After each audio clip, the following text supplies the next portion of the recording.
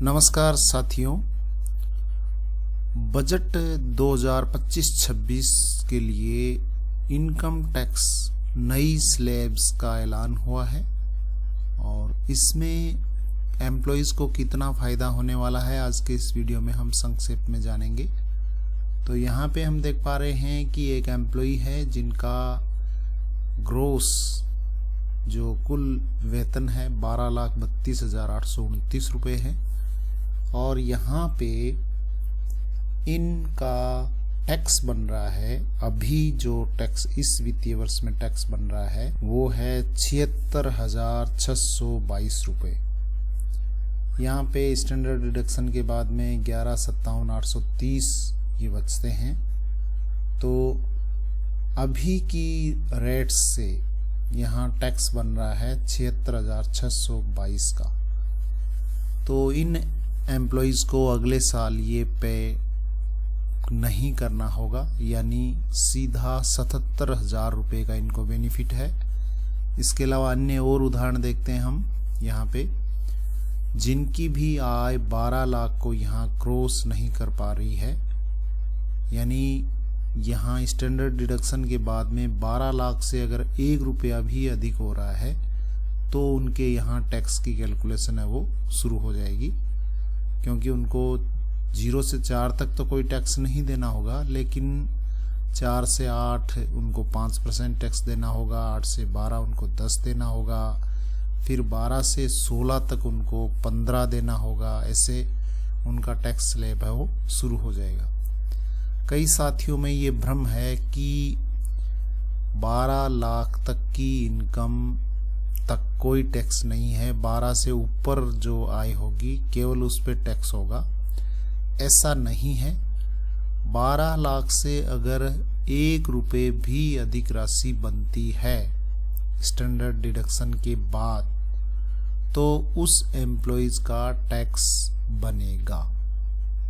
कितना बनेगा वो इस तरीके से होगा। 4 लाख तक तो उसका टैक्स शून्य होगा, 4 से 8 तक उसका टैक्स है वो 5% से होगा, यानी 20,000 रुपये।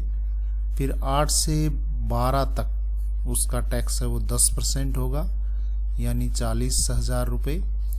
और उसके बाद 12 लाख से लेकर 16 लाख तक उनका टैक्स है वो 15% की रेट से होगा। एक और एग्जांपल लेते हैं यहाँ पे। तो यहाँ पे ये 77,000 जो बन रहे हैं 76,622, ये पूरा का पूरा वहाँ पे यहाँ जो लग रहा है इस वर्ष वो अगले साल यहाँ इतनी आय होने पर नहीं लगेगा। तो ये बहुत बड़ा बेनिफिट है। एक और एग्जांपल लेते हैं। दूसरे एग्जांपल में हम यहाँ पे ले पा रहे हैं 11,93,681, ये जो है कुल आय स्टैंडर्ड डिडक्शन के बाद में। तो इनका यहाँ 82,214 रुपये टैक्स बन रहा है। तो अब जो घोषणा हुई है उसके अनुसार नए वर्ष में इतनी ही आय होने पर ये टैक्स नहीं बनेगा। तो ये एक बड़ा बेनिफिट है।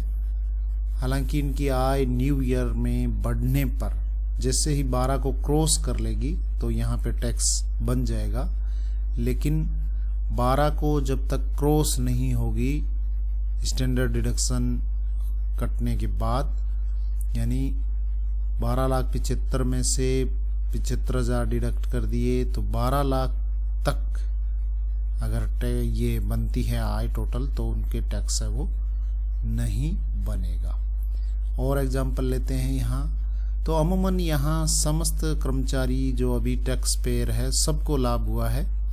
जो अधिक टैक्स पे कर रहे हैं उनको लगभग 50,000 के आसपास लाभ हुआ है, और जो अभी 12 से कम हैं, 12 के नज़दीक पहुँचे हुए हैं, तो उनको काफ़ी बड़ा लाभ यानी 70-80 हज़ार रुपये का वहाँ पे उनको लाभ होता दिख रहा है। अगले साल उनकी आय अगर 12 को क्रॉस करती है तो उनको टैक्स पे करना पड़ेगा, और 12 को क्रॉस नहीं करेगी तो उनके ये राशि है वो बचेगी, यानी वो बचत के रूप में इनके वो बहुत सारे ऐसे कर्मचारी होंगे जिनके अभी टैक्स बन रहा है, लेकिन अगले साल काफ़ी कर्मचारी टैक्स के दायरे से बाहर हो जाएंगे।